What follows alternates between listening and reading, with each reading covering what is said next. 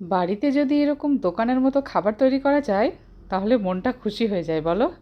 তো আমি সবসময় ভাবি দোকানে থেকে না কিনে একটু বাড়িতে করার চেষ্টা করি। তো আজকে বানাবো গুড় বাদাম। আশা করি সকলের খুব ভালো লাগে খেতে। সবসময় দোকান থেকেই কিনে খাও, কিন্তু বাড়িতে করা এত সহজ বন্ধুরা, কি বলবো। খুব তাড়াতাড়ি হয়ে যায়, চটজলদি। দেখো, তার জন্য আমি বাদাম নিয়ে নিয়েছি। বাদামগুলোকে শুকনো খোলায় হালকা একটু গরম করে নেবে, যেহেতু খোসাটা ছাড়াতে হবে। তোমরা খোসা ছাড়ানো বাদামও নিতে পারো, কিন্তু এই বাদামটা নিলে খেতে একটু টেস্ট হয়, সুন্দর লাগে খেতে।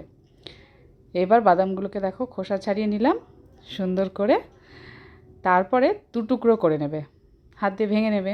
খুব সহজেই ভেঙে যাবে তাহলে, যেহেতু গরম অবস্থায় আছে। এইবার গুড়টা কিন্তু আঠা, যেটা গুড় দিয়ে আমরা নাড়ু মোয়া যেসব তৈরি করি, সেই গুড়টা নিতে হবে। আমি এখানে দেখো এই গুড়টা নিয়ে সামান্য একটু জল দিয়েছি, 1 হাতা মতো জল দিয়ে এটাকে ভালো করে জাল দিতে হবে। জানোই যেমনভাবে আমরা নাড়ু মুরগি বানাই, একটু জাল দিতে হয়। মোয়াতে যেমন পাক লাগে সেই রকম পাকটা লাগবে। মানে যতক্ষণ না গুড়টা একটু কালচে হচ্ছে, পুরো আঠা আঠা হচ্ছে, সেটা বোঝারও একটা উপায় আছে। আমি সেটা দেখাইনি, যেহেতু আমি আমার অভ্যাস হয়ে গেছে করে করে। একটা বাটিতে ঠান্ডা জলের মধ্যে 1 চিমটে গুড় ফেলে দিয়ে যখন দেখবে গুড়টা পুরো শক্ত মতো হয়ে গেল, আঠালো, তখন বুঝবে গুড়টা পাক হয়ে গেছে। এরকমভাবে তোমরা ট্রাই করে নিতে পারো। যারা পারো না তারা এরকমভাবে করবে, ঠিক পাকটা পেয়ে যাবে। এবার দেখো, গুড়টা যখন এরকম হয়ে গেছে, আঠা আঠা পুরো একদম মাখো মাখো, তখন আমি বাদামগুলো দিয়ে দিলাম। দিয়ে একটু নাড়াচাড়া করতে হবে কিন্তু বন্ধুরা, সঙ্গে সঙ্গে নামিয়ে নিলে হবে না। বাদামগুলো দিয়ে একটু নাড়বে, যখন দেখবে কালারটা একটু চেঞ্জ হচ্ছে, সেই অবস্থায় এটাকে নামিয়ে নেবে।